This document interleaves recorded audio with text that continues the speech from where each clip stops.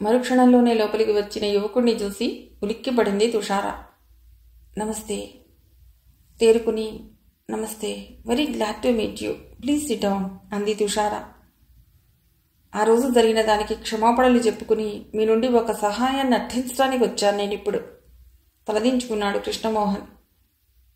ఆ రోజు జరిగిన సంఘటన సినిమా రీల్లా తన కళ్ళలో మెదిలింది. క్షమించండి, ఆ రోజు నా వల్ల పెద్ద పొరపాటు జరిగిపోయింది. పశ్చాత్తాపం వ్యక్తమవుతోంది అతడి గొంతులో. ఇట్స్ ఆల్ రైట్, ముందలా కూర్చుని మీరు వచ్చిన పని ఏమిటో చెప్పండి అంది మామూలుగా ఉండటానికి ప్రయత్నిస్తూ. నేను మా బాబు అలా పొరపడటానికి కారణం ఏమిటో మీరు గ్రహించాలనుకుంటాను. చూశానన్నట్లు తల ఊపుతూ నిట్టూర్పుని బలవంతంగా అణుచుకుంది తుషార. చూడండి మిసెస్ తుషార గారు, ఆ రోజు మీరు చూసి నాకు అప్పగించకపోయి ఉంటే నా బాబు నాకు దక్కేవాడు కాదు. మిమ్మల్ని చూసినప్పటి నుండి మిమ్మల్ని తన తల్లిగా భావించి కలవరిస్తూ ప్రస్తుతం ఆసుపత్రిలో ప్రమాద స్థితిలో ఉన్నాడు. మీరు ఒకసారి వచ్చి కనిపిస్తే తప్ప బాబు బతకడని డాక్టర్లు అంటున్నారు. ఒకసారి వచ్చి నా బాబుని బతికించండి తుషారాదేవి. మీరెక్కడుంటారో తెలియక 2 రోజుల నుండి బాధపడుతున్నాను. ఇందాక కారులో వస్తున్న మిమ్మల్ని చూసి సభ్యత కాదని తెలిసినా ఆటోలో ఫాలో అయ్యాను. నా భార్య దూరం అయ్యాక ఒంటరిగా ఈ జీవితం గడపడం దుర్భరం అనిపించి ఆ పాడోలవాటికి బానిసనే బాబు ఆలనా పాలనా పట్టించుకోలేదు. పైగా తల్లి మరణానికి వాడే కారకుడని భావించి మూర్ఖంగా వాడి పట్ల చాలా కఠినంగా ప్రవర్తించాను. కానీ వాడిప్పుడు చావు బతుకుల్లో ఉంటే కన్న తండ్రిగా భరించలేకపోతున్నాను. భార్యని పోగొట్టుకుని దుర్భర వేదన అనుభవిస్తున్న నేను బిడ్డని కూడా పోగొట్టుకుని బతకలేను. దయచేసి ఒక్కసారి వచ్చి నా బాబుకి ప్రాణభిక్ష పెట్టండి తుషారాదేవి. అలాగే, ఇప్పుడే వస్తాను, కాసేపు కూర్చోండి. అతడి అభ్యర్థన కాదనలేకపోయింది తుషార. బాయ్ని పిలిచి కూల్ డ్రింక్స్ తెప్పించింది. అర్జెంటు ఫైల్స్ చూసి సంతకాలు చేసేసి శైలజ తెచ్చిన కాగితాలు చూసి సైన్ చేసింది.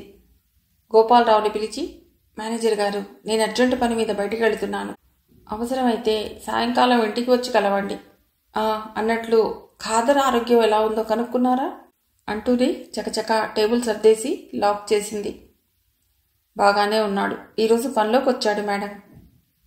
వెరీ గుడ్, సరే మీరు వెళ్ళండి. కమాన్ మిస్టర్ కృష్ణమోహన్ అంటూ బయటికి నడిచి కారులో వెనక సీట్లో కూర్చుంది. ముందు సీట్లో కూర్చున్నాడు అతడు. మరి కాసేపట్లో కారు ఆసుపత్రి ముందు ఆగింది. బాబు శ్రీకాంత్, అమ్మని తీసుకొచ్చాను, ఒక్కసారి కళ్ళు తెరిచి చూడు నాన్న. కొడుకు తల నిమురుతూ మృదువుగా పిలిచాడు కృష్ణమోహన్. డాడీ, నిజంగా అమ్మొచ్చిందా? నీరసంగా నూతిలో నుండి వస్తున్నట్లుంది బాబు గొంతు. అవును బాబు, నేనొచ్చాను, ఇటు చూడు. బాబు మొహాన్ని తన వైపుకు తిప్పుకుంది తుషార. అమ్మా, ఇంకెప్పుడు నన్ను వదిలి ఎక్కడికి వెళ్ళవుగా వెక్కుతున్నాడు బాబు.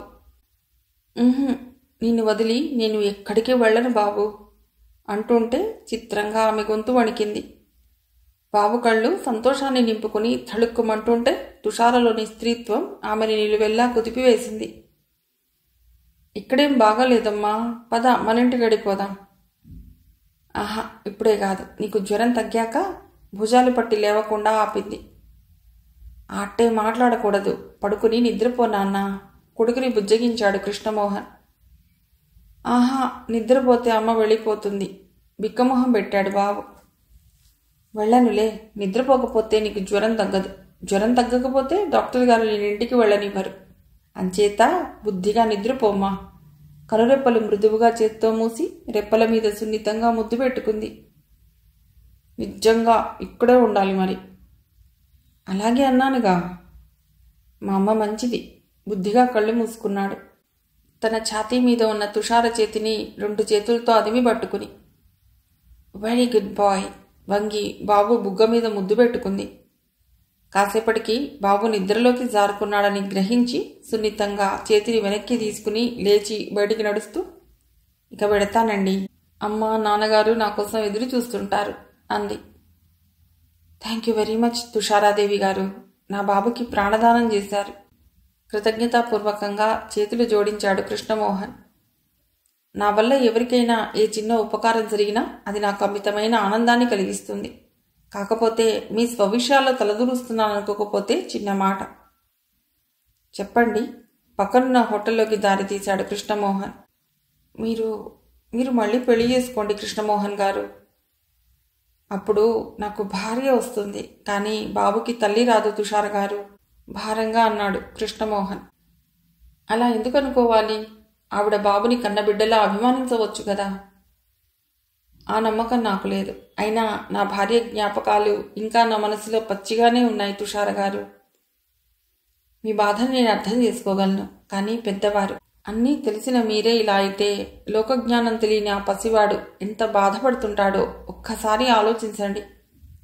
తల్లి ప్రేమకు దూరమై ఇన్నాళ్లైనా తల్లి రూపాన్ని సరిగ్గా చూడకపోయినా ఆ తల్లి ప్రేమ కోసం అలవటించిపోతున్నాడు. తన తల్లి పోలికలున్న నన్ను చూసి తన తల్లే అని భ్రమపడుతున్నాడు. చదువు సంస్కారం అన్నీ ఉన్న మీరు కూడా మత్తు పానీయాల్ని ఆశ్రయించి తాత్కాలికంగా ఉపశమనం పొందుతున్నారు. కానీ ఆ పసి మనసులోని వేదనను అర్థం చేసుకోవటానికి కొంచెం కూడా ప్రయత్నించటం లేదు. నోరు తెరిచి తన మనసులోని భావాల్ని బయటకు వ్యక్తం చేయలేని పసివాడు, వాడి వల్ల మీకు భార్య దూరమైందని అనుకోవటానికైనా మీకు మనసులా ఒప్పింది అసలు? తల్లి ప్రేమకు దూరమైన బాబుని మీరైనా కాస్త చేరదీసి ఉంటే బాబుకి ఇప్పుడు ఇలా ప్రాణం మీదికి వచ్చేది కాదు. భార్య దూరమైందని ఇంత బాధపడే మీరు, ఆవిడ నవమాసాలు మోసి కన్నబిడ్డని మీరిలా నిర్లక్ష్యం చేస్తుంటే ఆవిడ ఆత్మ శాంతిస్తుందా? ఆమె గొంతులో ఆవేశం అధికం కాసాగింది. సారీ, నేనంత దూరం ఆలోచించలేదు. ఇక ముందు బాబు కోసమైనా నా ప్రవర్తనని మార్చుకుంటాను. Thank you. గతాన్ని గుర్తు చేసి మీ మనసులో మానుతున్న గాయాన్ని రేపినట్లున్నాను, క్షమించండి. చేతులు జోడించింది తుషార. అదేం లేదులేండి, మీకు చాలా శ్రమ ఇచ్చాను. Very very sorry. Thank you for your kindness. Car కదులుతుంటే మరోసారి తన కృతజ్ఞతలు వెల్లడించుకున్నాడు కృష్ణమోహన్. తన జీవితం ఇలా ఎడారి కావటానికి కారణమైన వాళ్ళ దగ్గరికే వచ్చింది మళ్ళీ. ముందు ముందు నా సాంసారిక జీవితంలో దీని ప్రభావం ఎలా ఉంటుందో. అయినా నా పిచ్చి గాని ఇంకా సంసారం గురించి తాపత్రయపట్టం వెర్రితనం. నిండా మునిగాక చలేవుటి.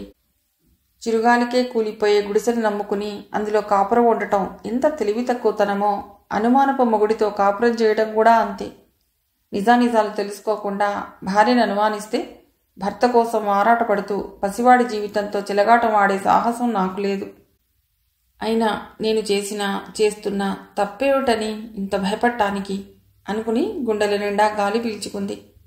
గుండెల్లో పేరుకుపోయిన బరువు తగ్గి మనస్సు కాస్త కుదుటపడినట్లయింది. కారు మెల్లిగా డ్రైవ్ చేస్తోంది తుషార. రోడ్లన్నీ జనసంచారం లేక నిర్మానుష్యంగా ఉన్నాయి. ఎందుకో ఆ సమయంలో ఆమెకి రోహిత్ పదే పదే గుర్తుకొస్తున్నాడు. అతడితో కలిసి అర్ధరాత్రి వరకు సినిమాలకి షికార్లకి తిరిగి అలసిన మనసులతో ఇల్లు చేరిన అమర సుఖాలు పొందిన సందర్భాలు గుర్తుకొచ్చాయి. దుఃఖం ఎగదన్నుకొచ్చింది. క్రమంగా దుఃఖం కోపంగా మారి, Rohi, you are a stupid అనుకుంది కసిగా. కారు తనకి అతి పరిచయమైన స్థలానికి వచ్చేసరికి అప్రయత్నంగానే తల తిప్పి చూసింది తుషార. శత్రురాజులందరినీ జయించి వచ్చిన మహాచక్రవర్తిలా టీవీగా నిలబడి ఉంది ఫ్యాక్టరీ భవనం. పవన్ కెమికల్స్ అండ్ ఫర్టిలైజర్స్ అన్న అక్షరాలు ఆ మసక వెలుతురులో కూడా థళథళలాడుతున్నాయి. గ్లాస్ విండోలో నుండి కనిపిస్తున్న వెలుతురును చూసి గతుక్కుమంది తుషార. తన ఆఫీస్ రూంలో ఈ అర్ధరాత్రి వేళ లైట్ వెలుగుతోందేమిటి? మై గాడ్ అనుకుంది. కారుని అల్లంత దూరంలోనే ఆపేసింది. శబ్దం కాకుండా తలుపు తెరుచుకుని కిందకు దిగి మెల్లిగా అడుగులో అడుగు వేసుకుంటూ ముందుకి నడుస్తూ తెరిచి ఉన్న గేట్ చూసి ఉలిక్కి పడింది. ఆత్రంగా దగ్గరకు వెళ్ళింది. సాష్టాంగ నమస్కారం చేస్తున్నట్లు నేల మీద బోర్లా పడుకుని ఉన్నాడు గూర్ఖా. జరిగిందేమిటో అర్థమై ఒక్కసారిగా భయంతో వణికిపోయింది తుషార. అంతలోనే తేరుకుని శబ్దం కాకుండా లోపలికి పరిగెత్తింది. లోపల నుండి ఓ ముసుగు వ్యక్తి ఒకసారి బయటికి వచ్చి తొంగి చూసి మళ్లీ లోపలికి వెళ్ళిపోయాడు. అతనికి కనబడకుండా మెరుపులా గోడచాటుకి నిలబడింది తుషార. 2 నిమిషాలాగి మళ్లీ ముందుకు నడిచింది. కాస్త పక్కగా నిలబడి లోపలికి తొంగి చూసింది. లాకర్ తెరిచే ప్రయత్నంలో నిమగ్నమై ఉన్నారిద్దరు ముసుగు మనుషులు. ఒక్క క్షణం ఆలోచించింది. ఆ లాకర్లో 10-15 వేలు ఉంటుందేమో, అంతే.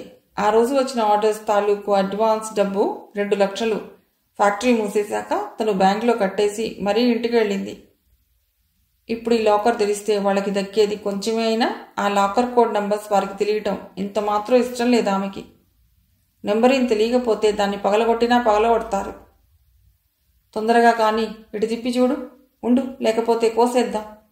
మెల్లిగా ఆలోచిస్తూ కూర్చుంటే లాభం లేదు. గుసగుసగా వినిపించింది. ఇక ఆలస్యం చేయలేదు తుషార. బయట ముందుకు లాగి బొడ్లో దోపింది. గాజులు చప్పుడు కాకుండా నెట్టింది. వెనక్కి బిగించి నిశ్శబ్దంగా చెప్పులు విప్పేసి ఒక్కసారిగా ఊరగా లోపలికి తొంగి చూసింది. మెరుపులా లోపలికి దూసుకువెళ్లి వెనుదిరిగి ఉన్న ఆ ఇద్దరి మెడల మీద 2 చేతులు కత్తుల్లా పైకెత్తి కొట్టింది. ఆ హఠాత్ పరిణామానికి దిమ్మెరపోతూ బొడ్లో దోపుకున్న కత్తులు తీయబోయారు. కానీ తుషార వాళ్ళకు అవకాశం ఇవ్వకుండా కాళ్లకి చేతులకి పనిచెప్పింది. మెరుపుల్లా పైకి లేచి శరాఘాతాల్లో విజృంభిస్తున్నాయి సున్నితమైన ఆమె చేతులు, కాళ్ళు. ఒకడికి మెడగూడు విరిగి ముఖం పచ్చడయింది. మరొకరికి మూతి పగిలి నెత్తురు కారుతోంది. తొడల దగ్గర తగిలిన దెబ్బకి బాధతో గిలగిలలాడుతూ నేల మీద పొర్లుతున్నాడు ఒకడు. ముందు జాగ్రత్త చర్యగా కింద పడిన వాడి కత్తుల్ని కాలితో గోడవారికి నెట్టేసి ఇద్దరినీ చెక్ చేసి ఇహ మారణాయుధాలేవైనా ఉన్నాయేమోనని చూసింది. లేవని నిర్ధారణ చేసుకున్నాక అప్పుడు వెళ్ళి తన సీట్లో కూలబడి ఫోన్ అందుకుని డయల్ చేసింది. హలో ఇన్స్పెక్టర్, నేను Pavan chemicals and fertilizers proprietor తుషారని మాట్లాడుతున్నాను. నమస్తే. మీరు అర్జెంటుగా మా ఆఫీస్కి రావాలి ఒకసారి. Please quick. Sorry to disturb you. త్వరగా రమ్మని మరోసారి రిక్వెస్ట్ చేసి ఫోన్ పెట్టేసి లేచి వెళ్ళి ఫ్రిడ్జ్లోంచి వాటర్ బాటిల్ తీసుకుని ఎత్తి గడగడా తాగేసింది. మళ్లీ వచ్చి కుర్చీలో కూర్చుంది. 10 నిమిషాలైనా గడవక ముందే పోలీస్ జీప్ గేటు ముందు ఆగింది. ఇన్స్పెక్టర్, 4 కానిస్టేబుల్స్ లోపలికి పరిగెత్తుకొచ్చారు, చేతుల్లో గన్స్ రెడీగా ఉంచుకుని.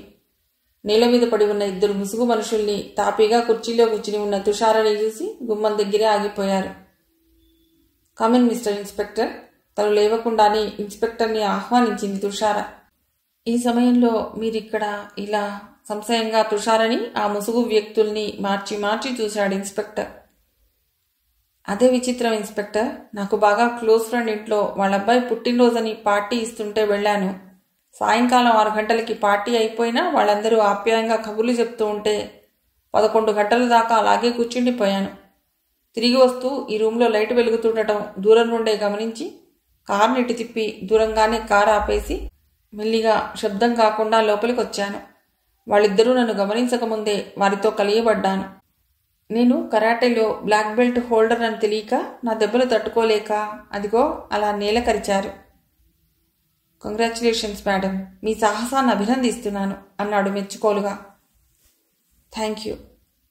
ఇఫ్ యూ డోంట్ మైండ్ ఒకసారి మీ ఫోన్. విత్ ప్లెజర్ అంటూ అతని ముందుకు తోసింది.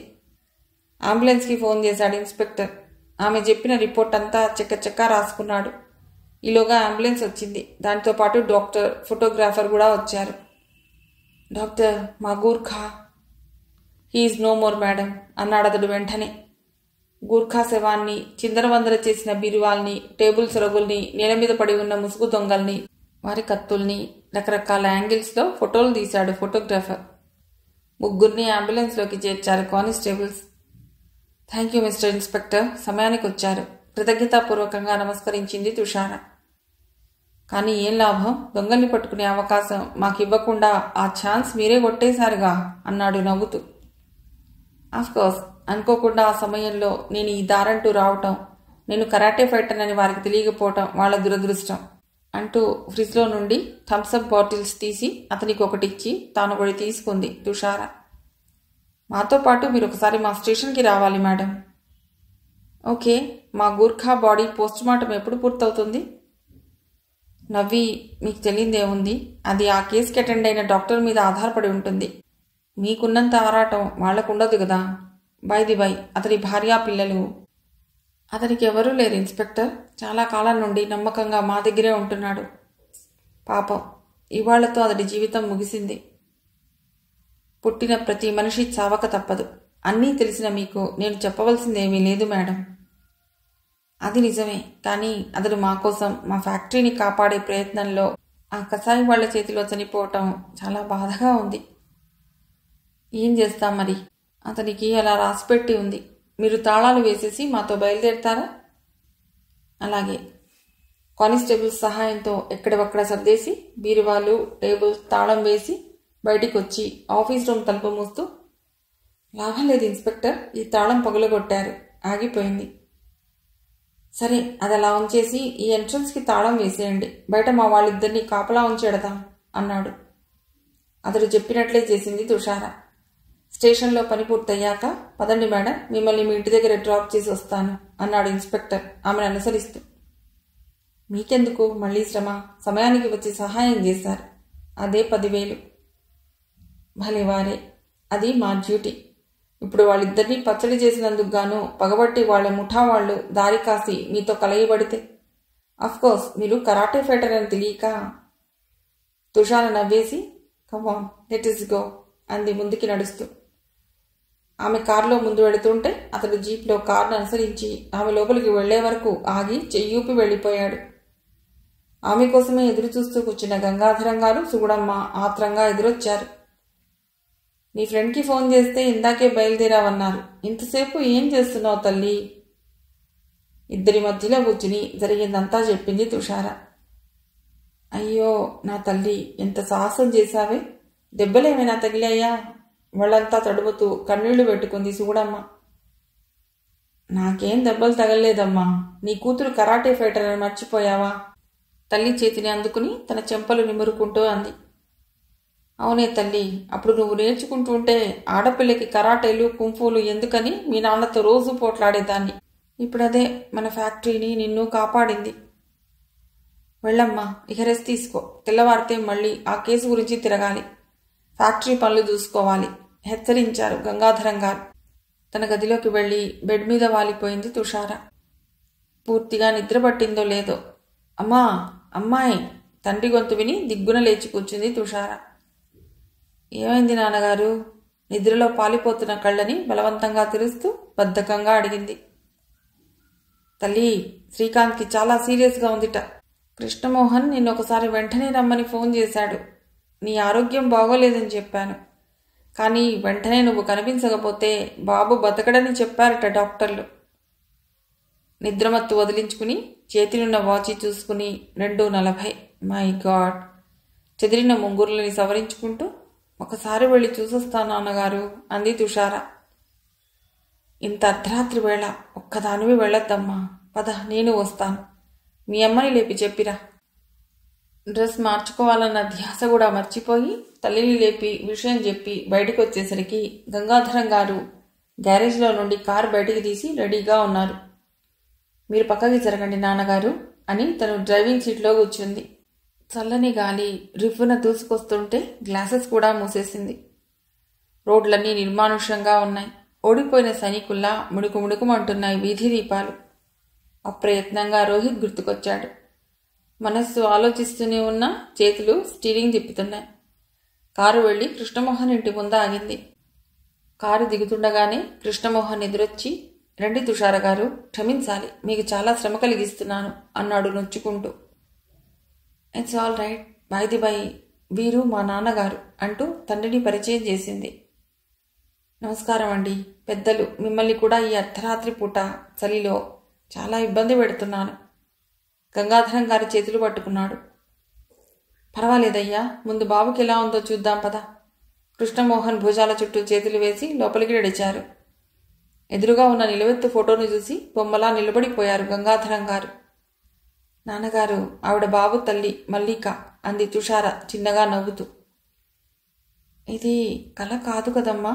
మనుషుల్ని పోలిన మనుషులు ఉంటారని విన్నాను గాని మరీ ఇంత అచ్చుగుద్దినట్లు, నమ్మలేనట్లు చూశారు గంగాధరం గారు. నేనే నమ్మలేకపోతున్నాను. ఇహ ఆ పసివాడు నువ్వే తన తల్లివనుకుంటున్నాడంటే అనుకోడు మరి. తండ్రి ఇంకా ఆశ్చర్యం నుండి తేరుకోకముందే తుషార కృష్ణమోహన్ వెంట బాబు గదిలోకి నడిచింది. ఆమెను చూసి, వెరీ వెరీ సారీ తుషార గారు, బాబు కండిషన్ చాలా సీరియస్గా ఉంది. అందుకే ఇంత రాత్రి వేళ అయినా మిమ్మల్ని ఇబ్బంది పెట్టక తప్పలేదు. బెడ్ పక్కనున్న కుర్చీలో నుండి లేచి పక్కకి తప్పుకున్నాడు డాక్టర్. బెడ్ మీద కూర్చుని బాబు తలని తన ఒళ్ళోకి తీసుకుంది తుషార. బాబు, ఒక్కసారి కళ్ళు తెరిచి చూడు నాన్న. నేను అమ్మనొచ్చాను. చిత్రంగా వణుకుతోంది ఆమె గొంతు. డాక్టర్ సలహా ప్రకారం తడిగుడ్డతో బాబు మొహాన్ని తుడిచి చెంపలు నిమురుతూ, నా వైపు చూడు, నేను అమ్మనొచ్చాను చూడు, చూడవు అంది. మెల్లిగా కళ్ళు తెరిచాడు బాబు. ఆ కళ్ళల్లో కోటి చందమామల కాంతి నిండుకుంది తుషారుని చూడగానే. అమ్మా, ఇంకెప్పుడు నన్ను వదిలి వెళ్ళకమ్మా, నువ్వు వెళ్ళిపోతే నేను చచ్చిపోతానమ్మా. చటుక్కున బాబు నోరు మూసి, లేదు, నిన్ను విడిచి నేను ఎక్కడికి వెళ్ళనుగా. బాబుని తన హృదయానికి హత్తుకుంది ఆర్తిగా. బాబు తన చిన్నారి చేతుల్ని ఆమె నడుం చుట్టూ పెనవేశాడు. ఆ నులివెచ్చని స్పర్శకి ఆమె హృదయం విచిత్రంగా స్పందించసాగింది. దుఃఖం ఆపుకోలేక చేత్తో మొహాన్ని కప్పుకున్నాడు కృష్ణమోహన్. ధైర్యంగా ఉండమన్నట్లు ఓదార్పుగా కృష్ణమోహన్ భుజం తట్టారు గంగాధరం గారు.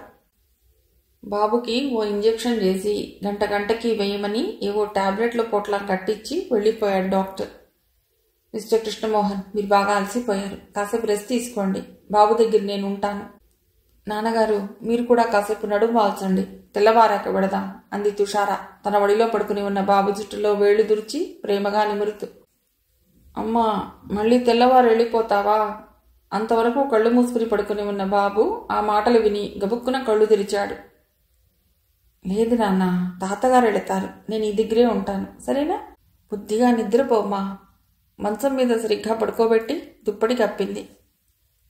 నాకు భయం వేస్తోంది, నువ్వు కూడా నా దగ్గరే పడుకో అంటున్న బాబు పక్కలో చోటు చేసుకుని పడుకుంది. నన్ను విడిచి నువ్వు రోజు ఎక్కడికి వెళుతున్నావమ్మా? మరింత దగ్గరికి జరిగి ఆమె మీద కాలు చెయ్యి వేశాడు. మా అమ్మ దగ్గరికి అంది నవ్వుతూ.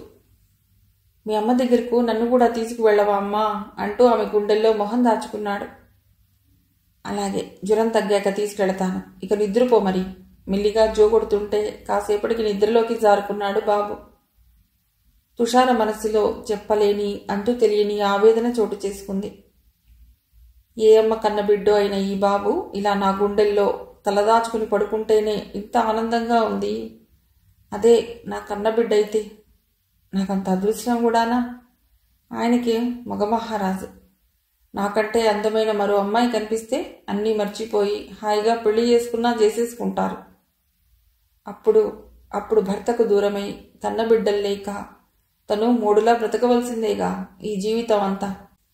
అసలు నాతో అమరసుఖాలు అనుభవించిన రోజులన్నీ ఆయన ఇలా మర్చిపోయారు. ఆయన ఆవేశంలో అప్పుడేదో అన్నారని తను ఇన్నాళ్ళు అటువైపు తొంగి చూడటం కూడా మానేసింది. ఆయనతో పట్టుదల ఏమిటి నాకు? పోనీ ఒకసారి వెళ్ళి చూస్తే. ఆయనెవరు? తన ప్రాణం కదూ. జరిగిన పొరపాటుని ఒప్పుకోవటానికి మగవాడిననే అహంకారం అడ్డొస్తుందేమో. ఆయనతో నాకు పంతం ఏమిటి? తనని తానే మందలించుకుని ఒకసారి వెళ్ళి రావటానికి నిశ్చయించుకున్నాక గాని స్థిమితంగా నిద్రపోలేకపోయిందామె. ఉదయం కాస్త ఆలస్యంగా నిద్రలేచాడు కృష్ణమోహన్. లేచి డ్రాయింగ్ రూంలోకి వస్తూ తుషారతో కబుర్లు చెప్తూ నవ్వుతున్న కొడుకుని చూసి, రాత్రి వీడి గురించేనా తను అంత కంగారు పడింది అనుకుని ఆశ్చర్యపడ్డాడు. Good morning mister Krishnamohan. అతడు ఆశ్చర్యంలో నుండి తేరుకోకముందే తుషార విష్ చేసింది. Very good morning. Very very sorry uncle, మిమ్మల్ని కూడా చాలా శ్రమ పెడుతున్నాను గంగాధరం గారిని చూస్తూ అన్నాడు. భలే వాడివేనయ్యా, నువ్వు ముందు బాత్రూంలోకి వెళ్ళి కాస్త నిద్రమత్తు వదిలించుకునిరా అన్నారు ఆయన నవ్వుతూ. కృష్ణమోహన్ వెళ్ళి 10 నిమిషాల్లో స్నానం కూడా ముగించుకుని మరీ వచ్చాడు. రాత్రంతా బాబు మిమ్మల్ని బాగా సతాయించినట్లున్నాడు. బాగా వడలిపోయినట్లున్న తుషార మొహాన్ని చూస్తూ అన్నాడు కృష్ణమోహన్. భలే వారే, గుడ్ బాయ్లా చక్కగా నిద్రపోయాడు. తన కుర్చీకి ఆనుకుని పక్కనే నిలబడ్డ బాబుని ఒడిలోకి తీసుకుంది తుషార. ఇక వెళదామా తల్లి? లేచారు గంగాధరం గారు. ఆహా, అప్పుడే స్నానం అది? ఇంటికెళ్ళాకే నవ్వుతూ పూర్తి చేసింది తుషార. పోనీ టిఫిన్ అయినా? అవి కూడా ఇంటికి వెళ్ళి స్నానం చేశాకే అన్నారు గంగాధరం గారు. రోజు స్నానం, పూజ, జపం అయితే గాని నాన్నగారు పచ్చి మంచుళ్ళు కూడా ముట్టరు అంది తుషార.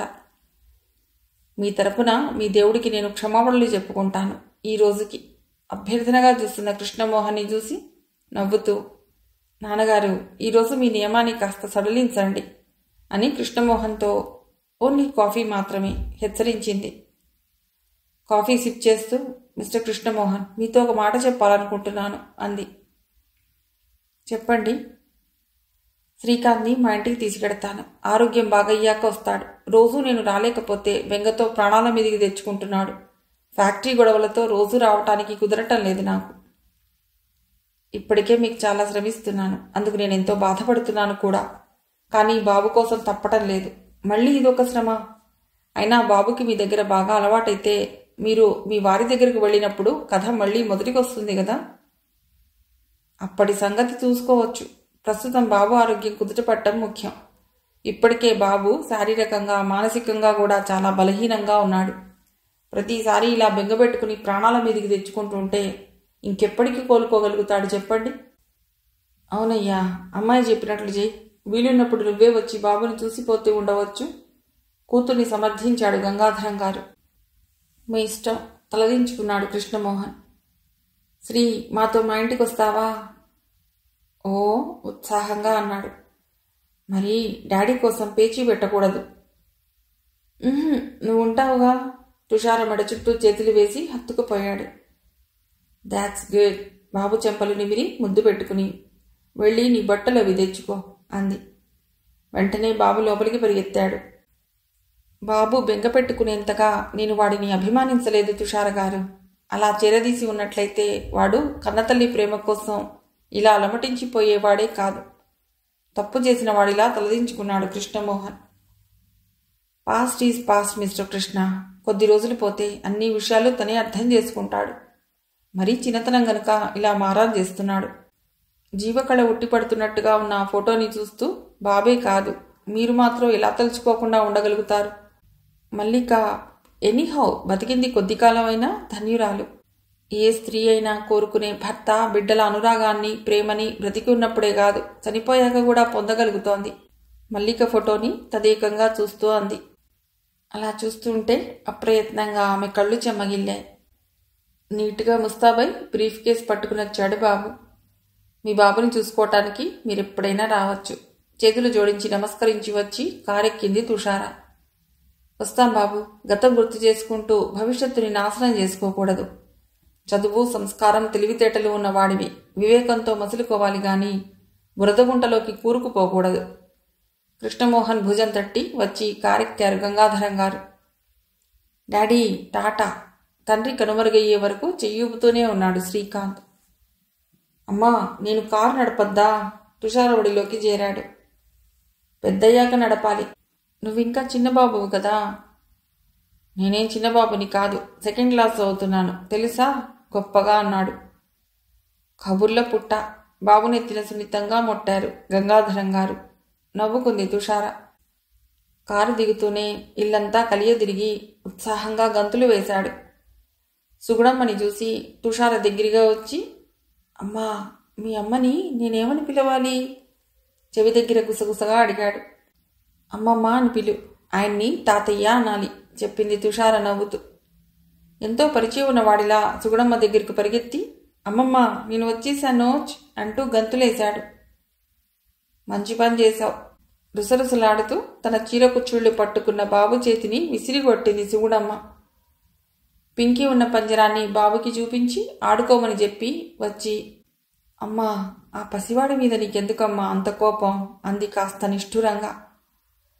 వాడి మూలంగానే గదే నీ కాపురం. అమ్మా, వాడి మూలంగా కాదమ్మా, నా తలరాత బాగోలేకపోబట్టి, నా జాతకంలో ఇలా రాసి ఉంది కాబట్టి. కన్నతల్లి కరువై తండ్రి నిర్లక్ష్యానికి బలై ప్రేమ కోసం, అనురాగం కోసం, ఆదరణ కోసం అలమటించిపోతున్న అమాయకుడమ్మా వాడు. దయచేసి వాడి పట్ల ఇంకెప్పుడూ కఠినంగా ప్రవర్తించకమ్మా. నీకిష్టం లేకపోతే సూటిగా చెప్పే, వాడిని ఇప్పుడే తీసుకెళ్లి వాళ్ళ ఇంటి దగ్గర దింపేసి వస్తాను అంటూ ఉంటే తుషార కళ్ళ నుండి జల్ల జల్ల నీళ్లు రాలే. ఎంత మాట తల్లి. కూతుర్ని అక్కున చేర్చుకుని వాడి కారణంగానే నీ జీవితం మూడుబారిపోయిందన్న బాధలో ఏదో అన్నానే గాని ఆ పసివాడు నాకేం ద్రోహం చేశాడమ్మా. నేను కాఠిన్యం వహించటానికి. ఇటువంటి పొరపాటు మరొకసారి జరగదమ్మా, సరేనా? తన పవిట చెంగుతో కూతురు కళ్ళు ఒత్తింది సుగుణమ్మ. దుఃఖాన్ని అణుచుకునే ప్రయత్నంలో తల్లి గుండెల్లో మొహం దాచుకుని 2 క్షణాలు అలాగే నిలబడిపోయింది తుషార. వెళ్ళమ్మా, స్నానం చేసిరా. బయట మొక్కలకి నీళ్లు పోస్తున్నట్లున్నాడు చెంగయ్య. పిలిచి బాబుకి స్నానం చేయించమను. టిఫిన్ తిందురుగాని అంది. బాబుకి నేను స్నానం చేయిస్తానులేమ్మా అంటూ బాబుని పిలిచి వేడివేడి నీళ్లతో శుభ్రంగా స్నానం చేయించి డ్రెస్ చేసి తను కూడా స్నానం డ్రెస్సింగ్ ముగించుకుని వచ్చింది. తనే స్వయంగా బాబుకి టిఫిన్ తినిపించి ఇప్పుడు వెళ్ళి ఆడుకో అని చెప్పి తను టిఫిన్ ప్లేట్ని ముందుకు లాక్కుంది. ఉలుకు పలుకు లేకుండా గంభీరంగా టిఫిన్ తింటున్న తండ్రిని చూస్తూ, నాన్నగారు, నేనేమైనా పొరపాటు పని చేస్తున్నానా అడిగింది మెల్లిగా. నువ్వెప్పుడు పొరపాటుగా కూడా కాని పని ఏదీ చేయవనే నమ్మకం నాకుందమ్మా. కానీ నువ్వు బాబుని మరీ ఇంత మచ్చిక చేసేసుకుంటే ముందు ముందు రోహిత్. నాకు తెలిసిన నాన్నగారు, ఆయనలో ఎంత మంచితనం ఉందో అంత మొండితనం కూడా ఉంది. ఇప్పట్లో తన మనసు మార్చుకుని నా కోసం వస్తారనే నమ్మకం నాకు లేదు. బాబు నా మీద బెంగపెట్టుకుని రోజు రోజుకు ప్రాణాల మీదికి తెచ్చుకుంటున్నాడు. కన్నబిడ్డకి ప్రాణభిక్ష పెట్టమని కృష్ణమోహన్ గారు దీనంగా అడుగుతుంటే పసివాడి ప్రాణాలతో చిలగాటం ఆడలేక పెడుతున్నాను. నాన్నగారు, భర్తకి దూరమైన దాన్ని నేను, భార్యను కోల్పోయిన దురదృష్టవంతుడు ఆయన. ఇంచుమించు ఇద్దరి పరిస్థితి ఒకటే. తాటి చెట్టు కింద నిలబడి నిజంగా పాలు తాగుతున్నా అనుమానంగా చూసే ఈ లోకం నేను బాబు కోసమే ఆ ఇంటికి వెళుతున్నానన్నా నమ్మక పెడర్థాలు తీస్తుంది. వాళ్ళకి ఆ అవకాశం ఎందుకు ఇవ్వాలి మనం? అందుకే బాబుని మన ఇంటికి తీసుకొచ్చాను. ఆరోగ్యం బాగోగానే వాళ్ళింటికి వాడు వెళ్ళిపోతాడు. అప్పుడు వాడెత్తు ధనం ఇచ్చినా తన కొడుకుని మన ఇంటికి పంపిస్తారేమిటమ్మా కృష్ణమోహన్ గారు? నిజమేనే తల్లి, నేనేదో పిచ్చి పిచ్చిగా మాట్లాడుతుంటాను, మనస్సు కుదురులేక. అవన్నీ మనసులో పెట్టుకోక, నీకేది మంచిదని తోస్తే అలాగే చెయ్యి అంది సుగుడమ్మ. నేనంత దూరం ఆలోచించలేదమ్మా అన్నారు గంగాధరం గారు. నా మీద మీకుండే అభిమానం మరో విధంగా ఆలోచించనివ్వదు నాన్నగారు. అవుననుకో, కానీ మీ సంశయం నాకు తెలిసి నాన్నగారు. ఆయన మనసులో నాటుకున్న అనుమానపు బీజం నశించిపోవటానికి ఇంకా కొంతకాలం ఎలాగూ నిరీక్షించక తప్పదు. ఈలోగా బాబుకి నేను తన తల్లిని కాదన్న విషయాన్ని మెల్లిగా బోధపరుస్తాను. మంచిది తల్లి, అలాగే కానివ్వు. బాబుతో నీకు కాస్త కాలక్షేపంగా ఉంటుంది అన్నారు గంగాధరం గారు.